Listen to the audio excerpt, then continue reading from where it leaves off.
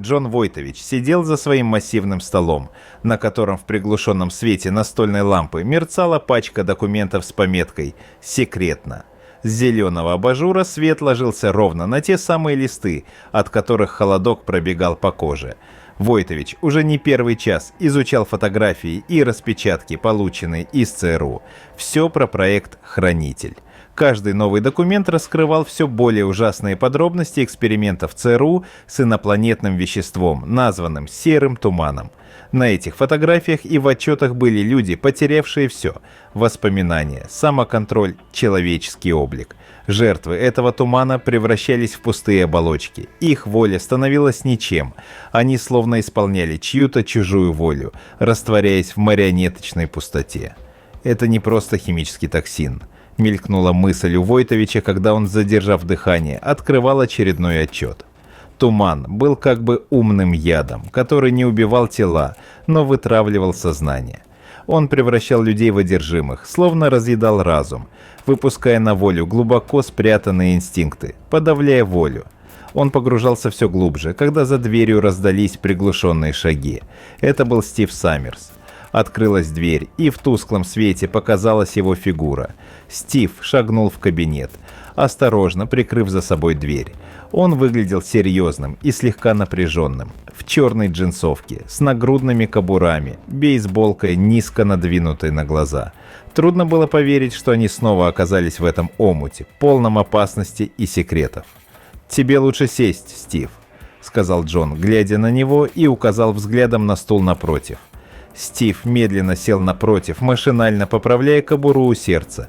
Глаза его упали на папку с документами, и он почувствовал, что Войтович не отрывается от бумаг. «Это о проекте «Хранитель», верно?» — хрипловато спросил он, словно не дожидаясь ответа. «Они начали тестировать токсин на людях. Не просто тестировать, Стив. Они уже начали его использование на нескольких объектах», — холодно ответил Джон, поднимая взгляд от листов. В голосе его сквозило напряжение, которое бывало у Войтовича только в самых экстренных случаях.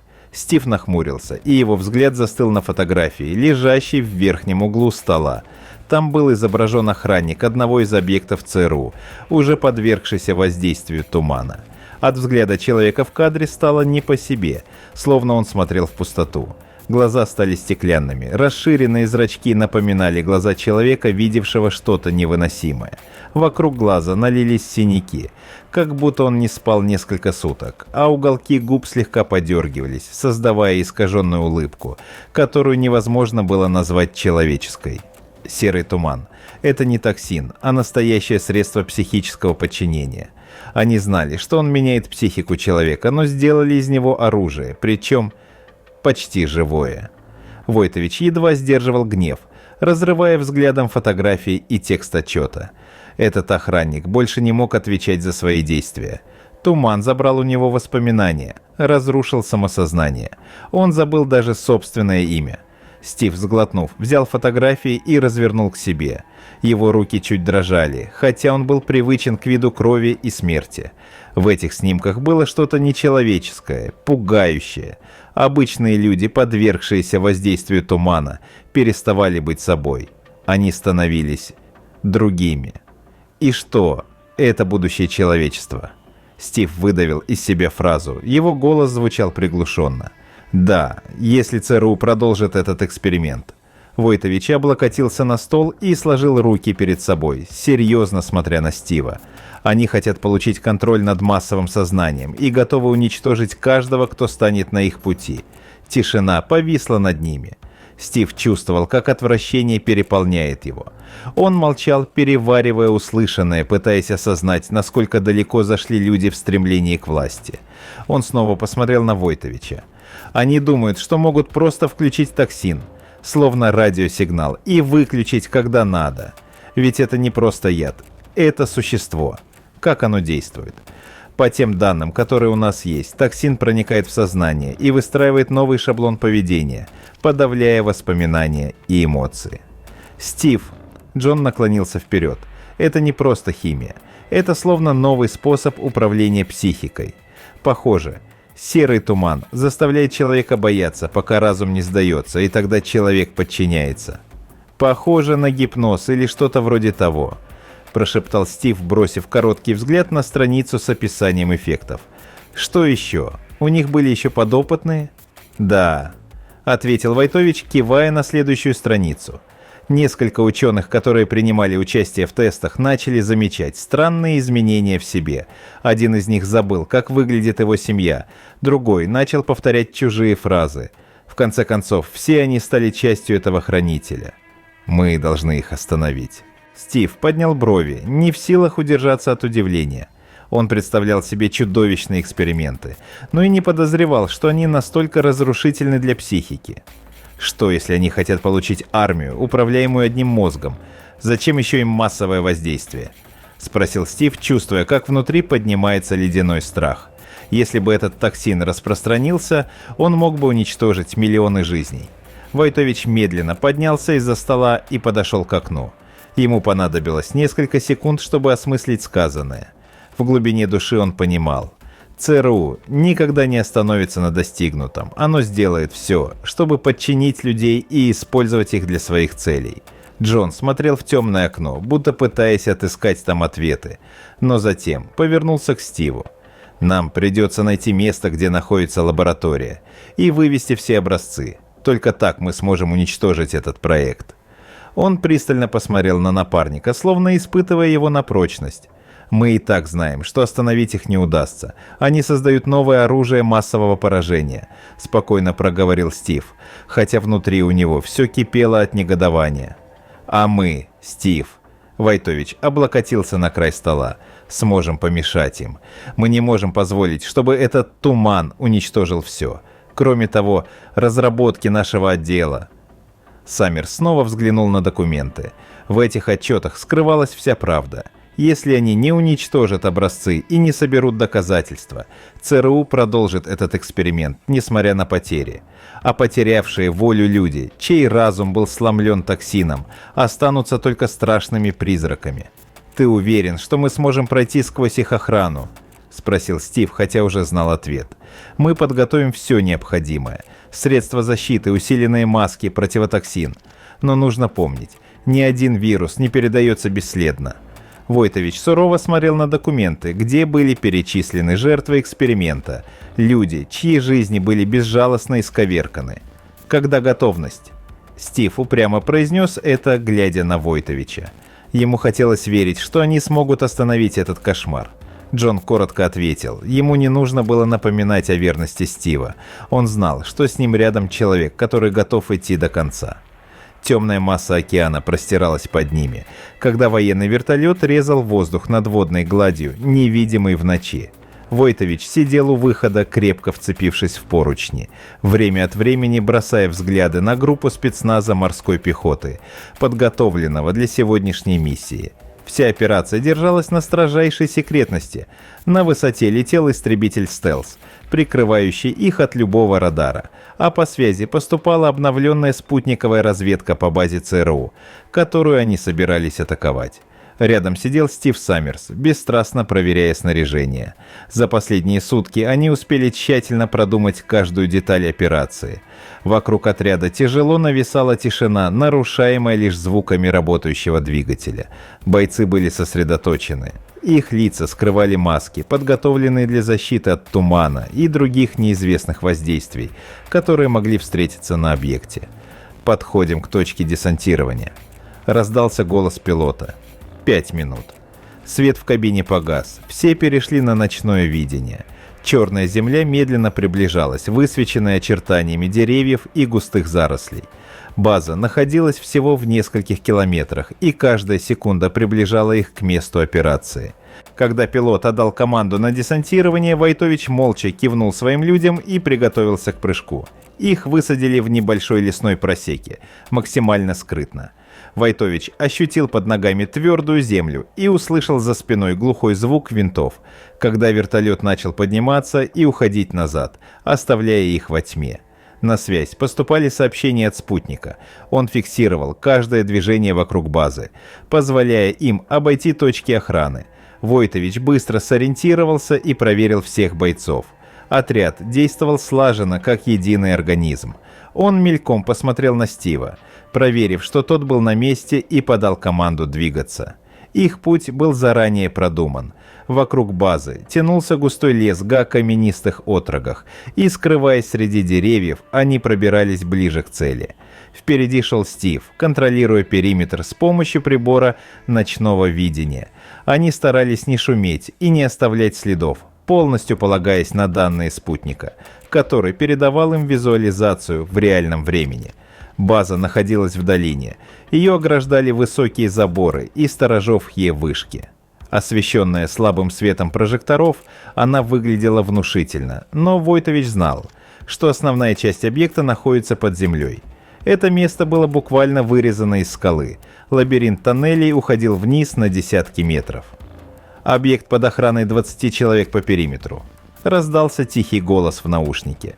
Спутник выявил патрульных с автоматическим оружием и специальными приборами, способными улавливать любые движения.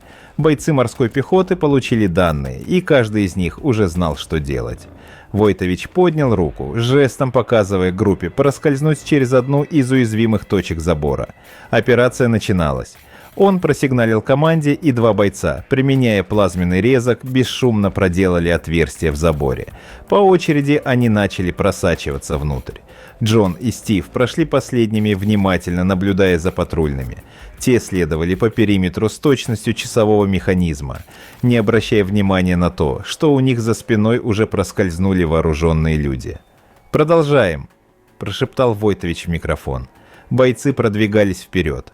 Они двигались быстро и тихо, замирая лишь в моменты, когда ближайший прожектор случайно выхватывал мелькнувшие тени. Войтович снова проверил связь, глядя на основное здание. Объект был всего в паре, сотен метров. Сердце колотилось, но его не выдавала ни одна эмоция.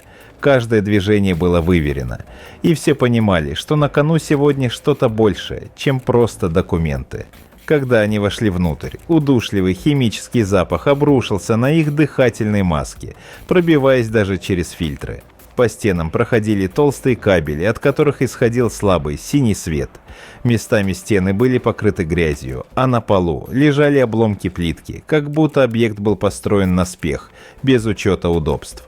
«Группа за мной», – произнес Джон в наушник. Коридоры запутывались все глубже. Войтович вел отряд, направляясь к центральному комплексу, туда, где находились лаборатории с образцами тумана. Бойцы держались плотно, каждый внимательно смотрел по сторонам, не упуская ни одной детали. Когда они миновали очередной поворот, впереди раздались голоса. Войтович поднял руку, останавливая всех. Из-за угла показались охранники ЦРУ. Бойцы морской пехоты взяли их в прицел и начали бесшумно, но точно подавлять противников. Раздались еле слышные звуки выстрелов. Враги пали. Трупы были скрыты в нишах вдоль стен, которые бог знает для чего были здесь обустроены. Никто не мог даже заметить, что здесь прошли спецназовцы. «Согласно схеме, лаборатория в 2 уровнях под нами», — сказал Стив, сверяясь с планом базы. Войтович кивнул и остановился на мгновение, сжимая плечо напарника. Его взгляд, холодный и решительный, остановился на дверях впереди. В этот момент мысли пронзили его разум. Он понимал, что идет против не просто лаборатории, а огромной силы, которая вела свою игру, скрытую и опасную. Его проект «Медиум» давно вызывал тревогу в правительственных кругах. Их отдел стремился создать нечто, способное считывать инопланетный разум. И это привело к разработке уникального биокомпьютера, который, если бы попал в чужие руки, дал бы неограниченные возможности для контроля. Войтович знал, что ЦРУ давно хотела получить его проект, и Хранитель мог быть лишь предлогом для дальнейшего давления. Возможно, за всей этой операцией стоял план по захвату его разработки. Если я ошибусь, они доберутся до Медиума. Мелькнула мысль. Возможно, их проект был лишь приманкой. Возможно, среди его людей уже нашелся кто-то, кто служит интересам ЦРУ. Разработка биокомпьютера требовала тишины, работы, которая не терпит лишних глаз. Но ЦРУ не желала упускать возможности управлять этим бесценным ресурсом. Если серый туман станет частью проекта «Медиум», их мир больше никогда не будет прежним. Мы не можем им этого позволить. Твердо решил Войтович, глядя на Стива, который, казалось, прочитал в его взгляде ту же мысль. Лаборатория.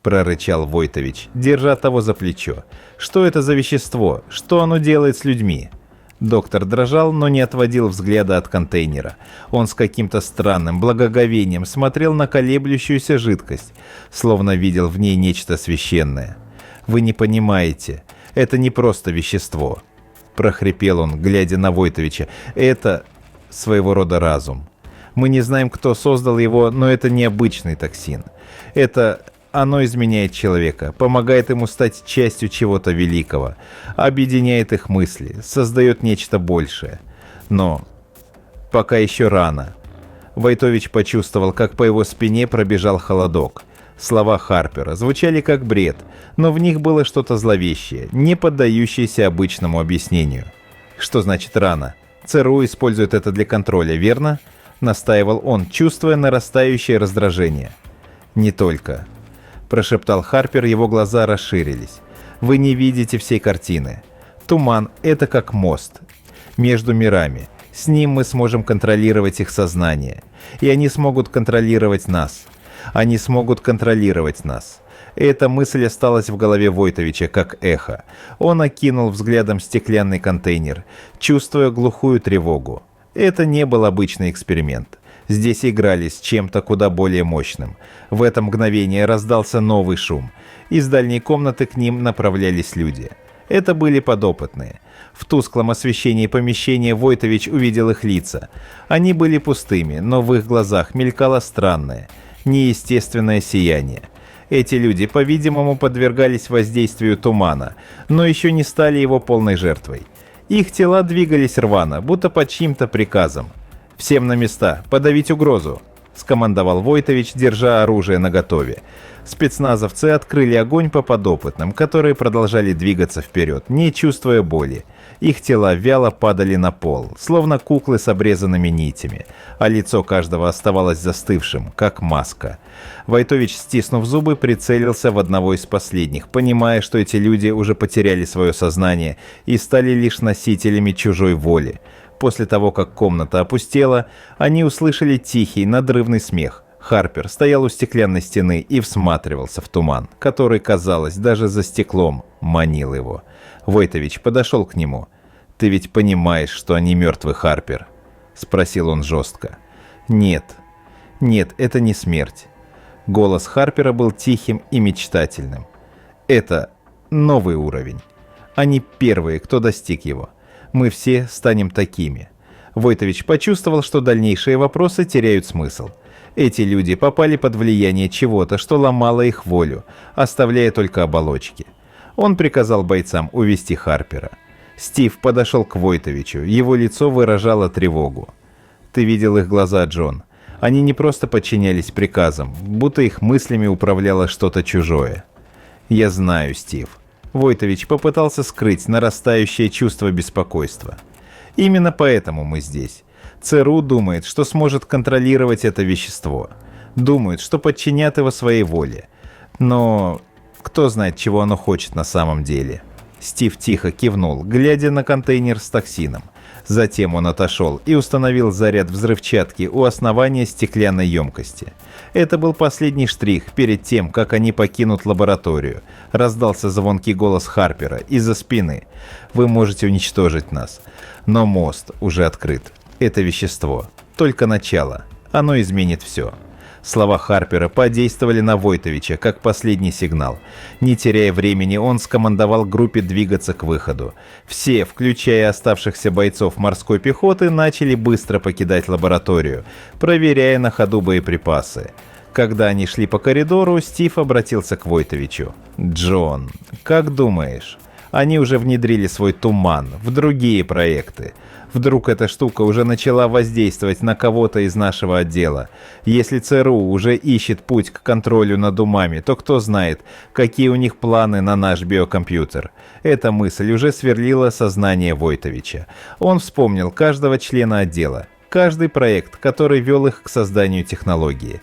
Медиум и проект Хранитель пересекались опасным образом. Биокомпьютер мог стать для тумана открытым окном, проводником. А если ЦРУ захватит их, то единственный барьер исчезнет. Они уходили с базы в холодной, сосредоточенной тишине, движимые только одной мыслью – скорее добраться до точки эвакуации. Взрывные устройства были установлены, и у группы оставалось меньше 10 минут до того, как лаборатория с образцами тумана обратится в пыль. Стив шел позади, прикрывая выход остальной команды, вглядываясь в коридоры, как будто из темноты за ними могли появиться новые противники или подопытные, одержимые чужой волей. Точка эвакуации находилась на холме за базой. Отряд пробирался через густую листву, когда за их спинами сотряслась земля. Позади раздался приглушенный взрыв, сопровождаемый огненным заревом. На секунду они остановились, чтобы обернуться. Пламя, взметнувшееся над землей, говорило о том, что лаборатория уничтожена, а вместе с ней и образцы серого тумана. Их миссия выполнена. Войтович глубоко вдохнул, давая себе короткий миг облегчения, но Стив коснулся его плеча, напоминая, что пора двигаться дальше. Их встретил тот же вертолет, что высаживал на точку. Бойцы быстро погрузились на борт, и стальные двери захлопнулись за их спинами. Войтович и Стив сели на жесткие кресла, пристегнулись и молча смотрели, как земля отдаляется, когда вертолет взлетал в небо. Двигатели постепенно набирали обороты, унося их прочь от места, которое наделало им столько хлопот. Войтович молчал, позволяя себе немного расслабиться, но в голове гудели вопросы, на которые у него не было ответов. Стив снял маску, устало, тяжело вздохнул. «Мы сделали все, что могли, Джон». Он говорил почти шепотом, словно боясь нарушить напряженную тишину. «Но скажи честно, как ты думаешь, это все? Мы ведь уничтожили только базу, но не сам проект». Войтович задумчиво кивнул, но не сразу ответил. Слова Стива задели его за живое, подтверждая мысли, которые уже давно преследовали его. То, что они видели, казалось пугающе необратимым. Этот туман, его зловещая живучесть, способность изменять разум. Все это словно свидетельствовало, что борьба не закончена. Они могли уничтожить лабораторию, но сам проект «Хранитель» нет. Все, что сделало ЦРУ, все, что оно планировало, все это, вероятно, не ограничивалось одним объектом. Слишком уж их стремление заполучить это вещество походило на одержимость. Стив смотрел на Джона, словно пытаясь прочитать в его глазах подтверждение своей тревоги. Войтович медленно провел рукой по волосам и, не глядя на Стива, сказал: «Ты прав. Мы сделали то, что должны были, но это не значит, что на этом все закончится. ЦРУ не отступит. У них всегда есть запасные планы. Даже если хранитель не сработал, они просто начнут с нуля». Стив задумчиво прищурился, оглядывая других бойцов, которые молча сидели, занятые собственными мыслями. Их лица выражали смесь облегчения и тревоги. Каждый понимал, что то, с чем они столкнулись, было чем-то совершенно иным, чем они привыкли. Стив задумался, а что, если ЦРУ уже выдвигает новый план? Он снова посмотрел на Войтовича и тихо проговорил: «А что, если у них есть еще туман? Или что-то похуже? Как мы можем быть уверены, что они не попытаются сделать это снова, но на этот раз в более жесткой форме?» Войтович наконец встретился с ним взглядом. Его глаза были холодны и полны решимости. «Мы не можем быть уверены ни в чем, Стив. Но если они снова начнут что-то подобное, мы узнаем». Он замолчал, затем, словно говоря сам с собой, добавил: «Мы найдем способ это остановить, даже если придется действовать против своих». Стив посмотрел на Войтовича, в его глазах читался невнятный вопрос, но все-таки он проговорил его. «Мы ведь тоже не ангелы, Джон, и тоже использовали людей как материал. Штаб-квартира отдела специальных исследований. Когда вертолет приземлился на крыше здания, бойцы вышли в прохладный ночной воздух. Войтович первым ступил на бетонную площадку, оглянулся, убедившись, что отряд следовал за ним, и направился к выходу с крыши. В здании их уже ждали группа аналитиков, представители службы безопасности, медики. Войтович и Стив, пройдя мимо встречающих, молча шли к кабинету. Оставив спецназовцев сдавать отчеты и оружие, они, наконец, оказались в тишине его офиса. В кабинете царил полумрак. Джон первым делом опустился на стул, пригладил рукой волосы и снял перчатки, устало потирая лицо. За годы службы ему приходилось видеть многое, но теперь он чувствовал себя так, словно попал в неведомую бездну, с которой нельзя вернуться таким, как прежде. «Ты ведь тоже думаешь об этом, Джон?» — раздался голос Стива. Войтович молча кивнул, затем с усилием откинулся на спинку кресла. Его мозг уже анализировал все, что они видели. Харпер говорил о мосте между мирами. Эти слова впивались в его разум, как коварные шипы. Он вспомнил пустые глаза подопытных, их неестественные движения. Все это было чем-то чуждым, словно они видели реальность, скрытую от остальных. Если ЦРУ правда намерена использовать это вещество для контроля, то туман может разрушить даже саму суть человеческой психики. Стив присел напротив, и тишина, наступившая между ними, была полна напряжения. «Ты ведь понимаешь, что это не просто вещество. Это как самовоспроизводящаяся сеть. Если хотя бы один образец тумана остался, если они успели начать распространение...» Стив говорил медленно, словно осознавая все последствия своих слов. «Я знаю». Войтович с трудом сглотнул, пытаясь взять себя в руки. «Но у них есть свои люди. Мы уничтожили лабораторию, но у них остаются возможности и технологии. Кто знает, где еще могут быть эти образцы». Он понимал, что они только что разрушили один из фронтов этой скрытой войны, но война сама не закончилась. За всей этой операцией с Хранителем стояла власть, жаждущая контролировать людей, ломать их волю. ЦРУ уже шагнула слишком далеко, и он осознавал, что не может остановить эту систему. Но он мог создать ей проблемы. В этот момент Войтович вдруг почувствовал странное беспокойство.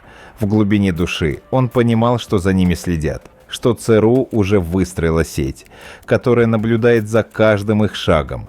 Может, даже внутри его команды есть человек, который работает на них. Эта мысль не покидала его. Ведь если у ЦРУ есть доступ к их технологиям, возможно, в их отделе тоже есть люди, завербованные для передачи данных о медиуме.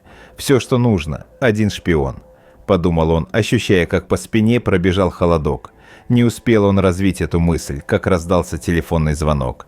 Войтович вздрогнул, глядя на аппарат. На экране не было номера, лишь одна надпись «Неизвестно».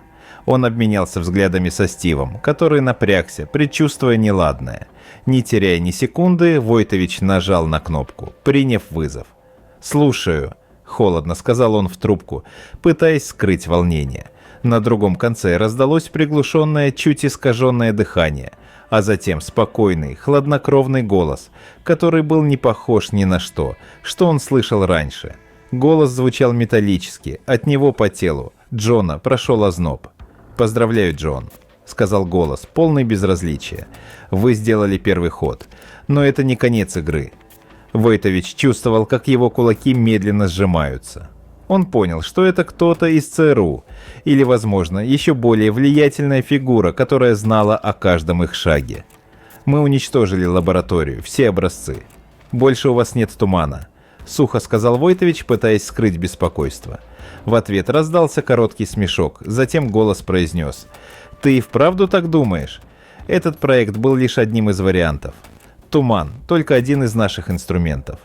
Ты ведь понимаешь, что мы всегда на шаг впереди, и что скоро у нас появится биокомпьютер.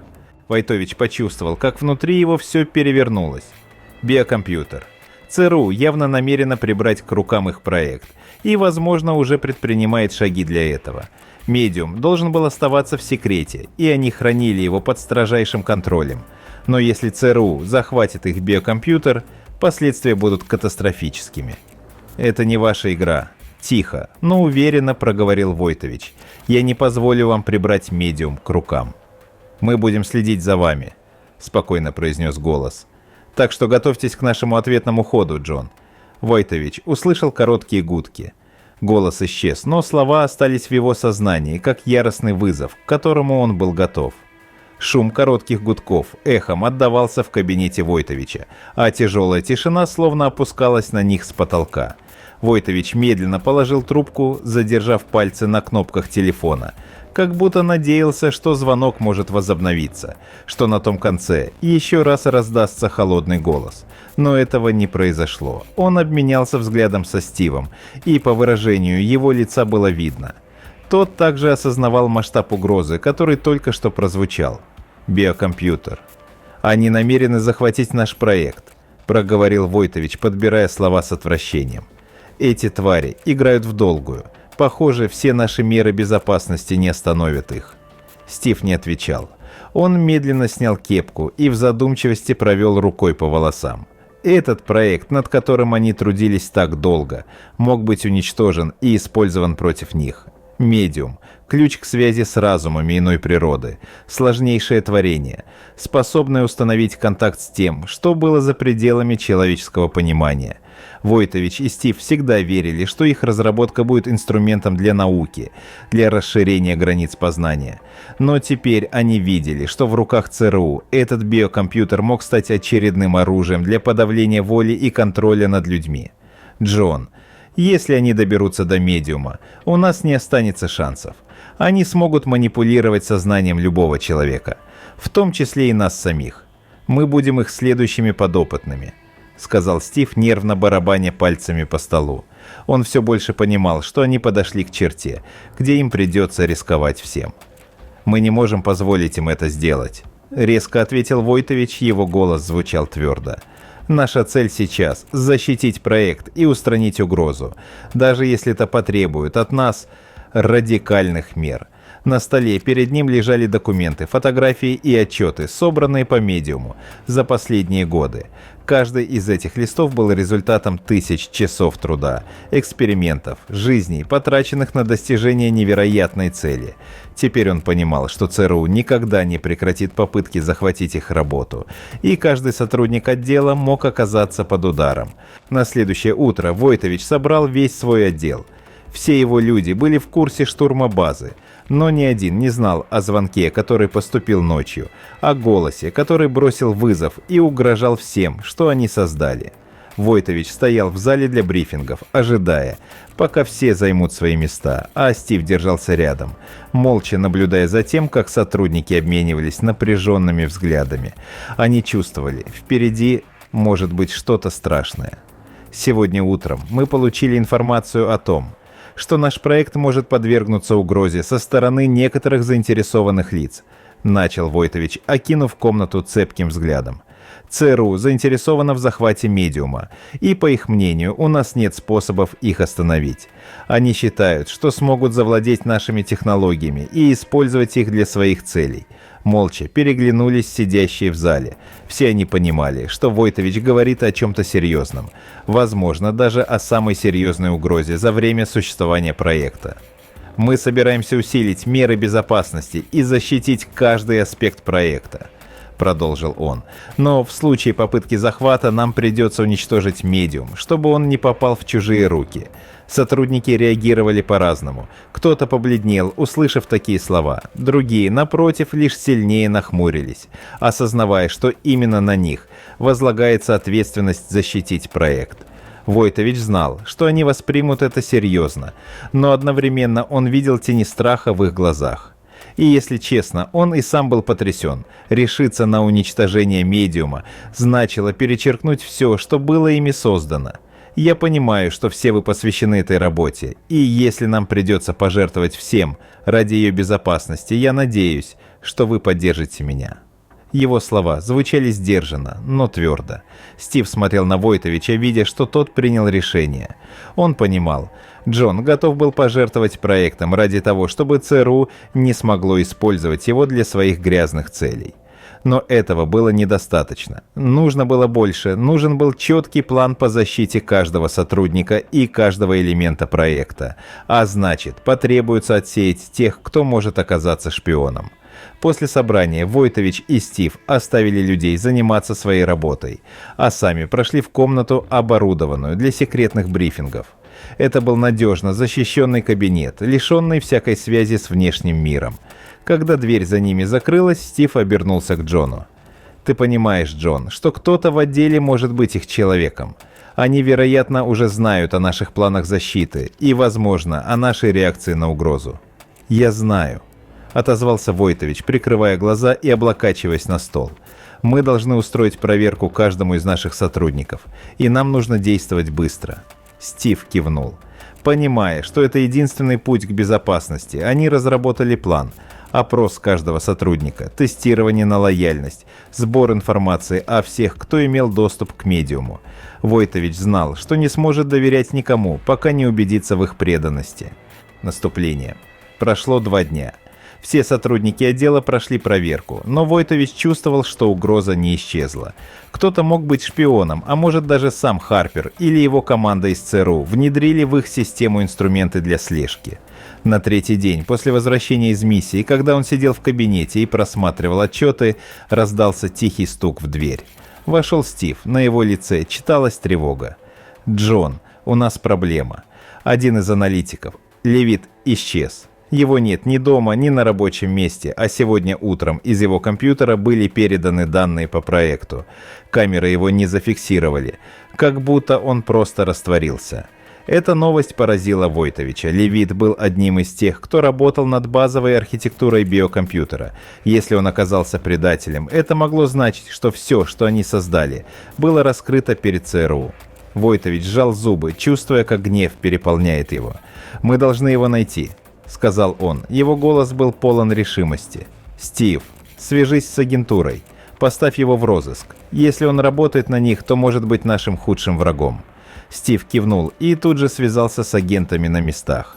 Однако в глубине души Войтович знал, что, возможно, будет слишком поздно. В ту ночь он долго сидел в своем кабинете, глядя на темные стеклянные стены. Перед его глазами мелькали кадры уничтоженной лаборатории, лица подопытных, безумные глаза Харпера и дрожащие тени в лаборатории. Он думал о том, что теперь против них выступает не просто система, а люди, готовые на все ради своих целей. На следующий день Войтович узнал, что Левит был обнаружен в одном из скрытых центров ЦРУ, где его допросили и привлекли к разработке новой технологии управления сознанием. Это был последний штрих к пониманию того, что ЦРУ начало новую фазу проекта. Они захватили Левита, а вместе с ним и часть знаний о медиуме. Стив, войдя в кабинет Джона, опустил взгляд. «Они пошли в наступление, Джон. Мы не смогли их остановить». Войтович лишь кивнул, чувствуя пустоту внутри. ЦРУ сделала свой ход. Игра началась заново, но теперь он понимал, они могут потерпеть поражение. Он знал одно: теперь все, что у них есть, они должны защитить или уничтожить. Впереди их ждал новый бой.